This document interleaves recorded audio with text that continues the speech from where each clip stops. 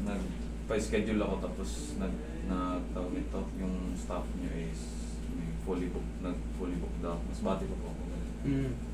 Ngayon, ano ba nararamdaman mo ito?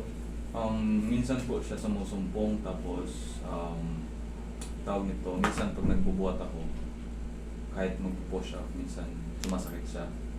Tapos pag ganyan, ito pong dalawang daliri, mas lalo po ito.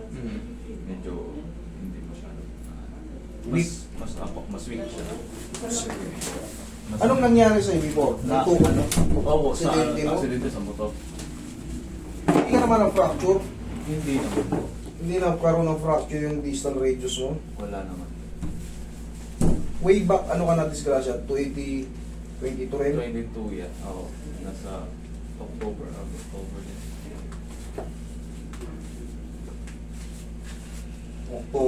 October na yon. O di saktong-saktong 3 years ka. Okay, sige. Anniversary mo na. Relax lang.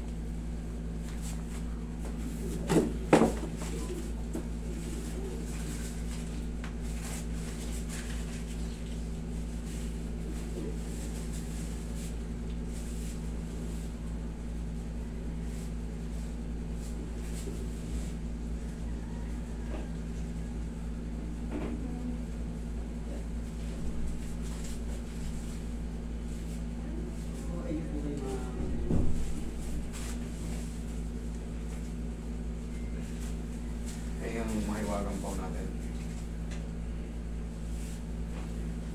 Mangyayari ito, bossing, dahil 3 taon na. 3 taon siyang nangangawit na dyan dahil hindi nakabalik. Marami kasing buto rito, yung tinatawag natin carpal bones.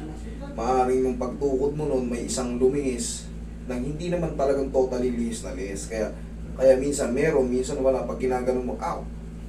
Minsan naman, pag ganito, okay lang. Pero pag china-challenge mo talaga yung pag ganon, nagiging weak tong dalawang daliri. Ngayon, ipahinga mo lang to ng mga magsasubside pa to eh. Kahit mga, obserbahan mo ng mga 1 week. Sa loob ng 3 taon na ngayon pala na-adjust ng huwag mo munang ipakapuwersa. Huwag mo i-challenge yung masasakit na hayaan mo lang muna makasingaw. Tapos, kung sakali mang bumalik ka rito, sabi mo, kunyari, 1 linggo na, master, ganun pa rin eh. May naiipit pa rin na maliit eh. Kahit wala kang bayaran sa akin, basta ipaloob mo lang sa akin. Okay?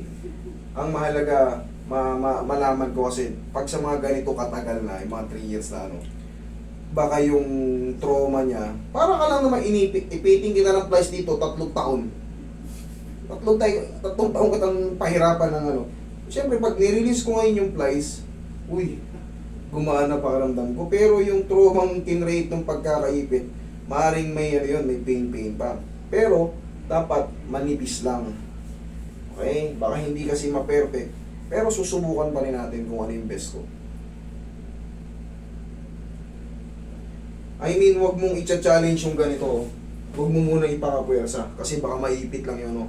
Pero yung normal, bumuhat ka ng mabigat. Walang problema kahit gaano kabigat buhati mo. Pero, huwag na yung ganito. Bakit? Kung may swelling siya, maiipit mo eh. Sasakit. Pero yung mga ganyan-ganyan, kilos, buhat ng sobrang bigat. Sige lang, gawin mo yun pagbubuhat. Pa-stretch yan eh, hindi pa fold. Pag bumuhat ka ng mabigat, makakatulong pa nga yun kasi matatanggal yung yung exercise na yun, makakatulong yun. Pero, checkin natin.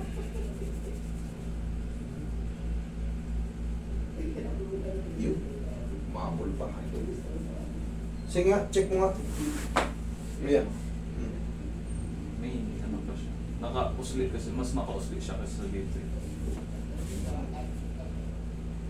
Yan. Ito, hindi to fracture. Hindi yan fracture o hindi yan Meron tayong joints dito. Ano bang tawag sa na yan?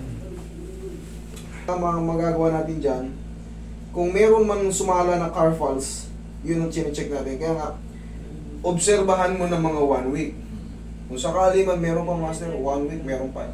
Bumalik ka rito pero wala ka nang babayaran. Okay? Yun ang gusto kong mangyari. Yung ma-double check ka.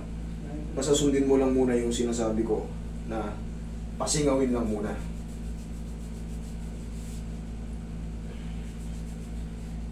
Yan mo nga, sige, try mo.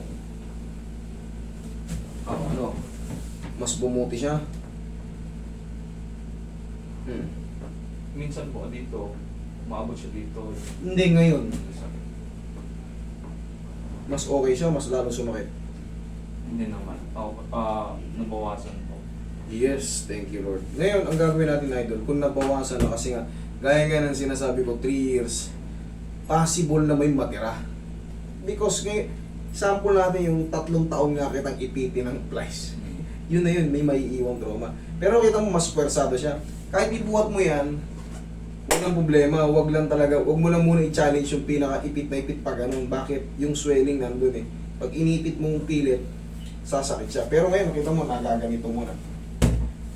Pahinga lang muna, tapos report ka sa akin. Sige. Deal?